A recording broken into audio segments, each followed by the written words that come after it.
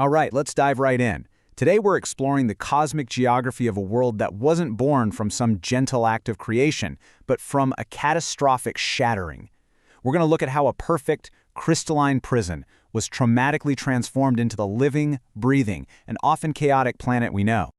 And that quote right there, that's really the heart of our story. You see, we're starting this journey not on a spinning globe with oceans and continents, but inside a silent, sterile laboratory, a perfect machine designed for one thing: absolute stillness. So, to get from that perfect machine to what the texts call a breathing wound, we're going to journey through 5 incredible stages.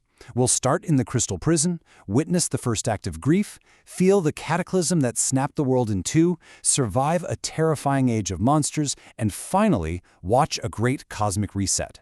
So first we have to understand the before. Imagine a world of absolute, unmoving, mathematical perfection.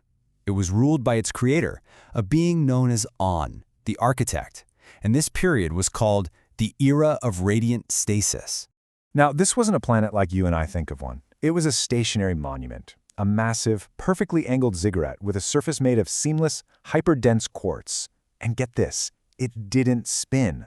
So Odzon's light hit its geometric mountains at fixed angles, all the time, creating a world of perpetual, unmoving rainbow light. And what's so wild is when you look at the specs here, you see a planet built like a circuit board. The core wasn't molten. It was a solid anchor of pure silver, designed to reflect all light and, crucially, eliminate any possibility of a shadow. And the rivers? They weren't water. They were fixed channels of solid gold, basically carrying the architect's command code across the land. The beings living there were just as sterile. The texts actually call them statues with breath. They had consciousness, sure, but no emotions, no free will, and definitely no hearts. They were just logical, beautiful assets inside the architect's perfect, silent laboratory.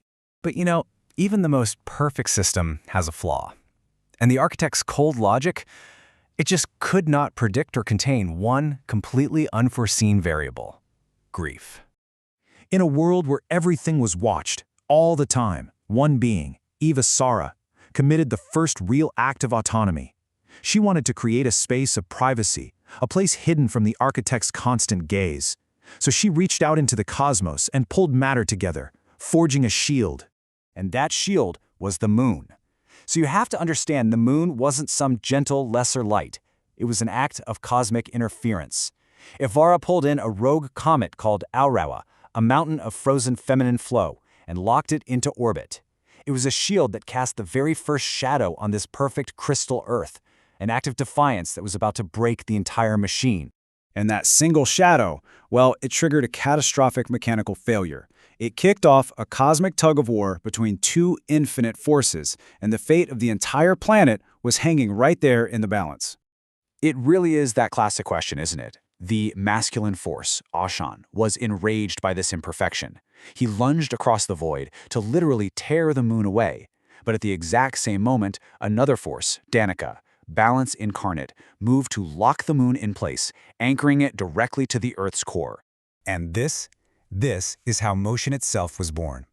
Aron's horizontal pull against Danica's vertical lock created this unbearable kinetic friction. The tension literally snapped the world's axis, violently knocking the Great Pyramid off its foundation and forcing it into its very first, agonizing rotation. This, right here, was the birth of time. This table, honestly, is the heart of the whole story. It shows the traumatic transformation of every single element. That perfect pyramid becomes a spinning sphere. The static silver core melts into a dynamic iron dynamo. The fixed gold circuitry, it gives way to flowing water. A sterile laboratory was violently reforged into a living world. Just think about what this means for a second. Every beach you've ever walked on is basically the pulverized debris of a shattered crystal prison. And every single ocean? That's the melted ice from that cosmic rescue mission, the comet's frozen shell falling as the Great Flood, filling the fresh scars on the planet's broken body. In the middle of all this chaos, Evara was struck down. Her blood seeped into the now molten silver core, and this contact triggered an alchemical reaction, spoiling the pure silver and transmuting it into molten iron. This brand new iron heart created a magnetic field, a firewall that gives the world a blind spot, the shield of night, where the architect's total surveillance could finally fail. But this transformation didn't exactly lead to paradise. Oh no. After the cataclysm, the Earth became what the texts call a breathing wound, a raw, kinetic nightmare of chaos, rot, and completely untamed life. So, for the very first time, life could just evolve. On its own.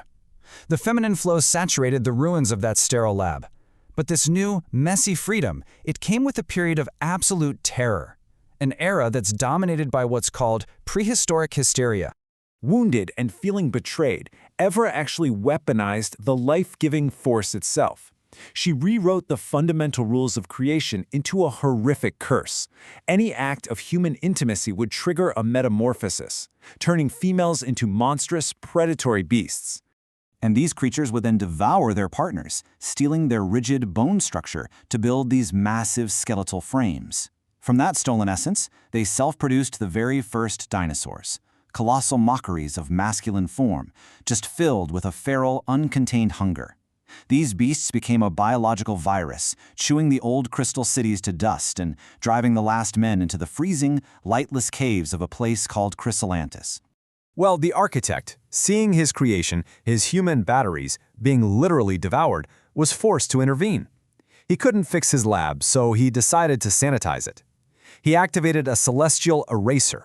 He sent in a being named Ozin, the harbinger of death. And to the terrified humans hiding in those caves, his arrival looked like a world-ending comet strike. We know it today as the Chicxulub impact, the one that wiped out the dinosaurs.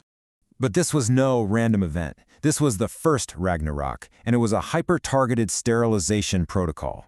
Ozin didn't just burn the dinosaurs to ash. His real mission, his protocol, was to systematically harvest the human soul sparks that had been consumed and were now trapped inside them, returning them all to the architect's cosmic ledger. And as a reward for this service, Ozin was granted his own sovereign domain. He tore a hole in reality, the Ares Tear, also known as Ginnungagap, and ascended, becoming the figure we now know as Odin. He took his followers, his warwolves, and reforged them into the conscious men of mythology, setting the stage for the next great age. So, the architect's lab was reset, it was sanitized, but the fundamental nature of the world had been changed forever. The memory of chaos, of spontaneous life, and of grief was now etched into its very soil, its sand, its seas. The machine was broken for good, and in its place was a living, breathing, and deeply traumatized world.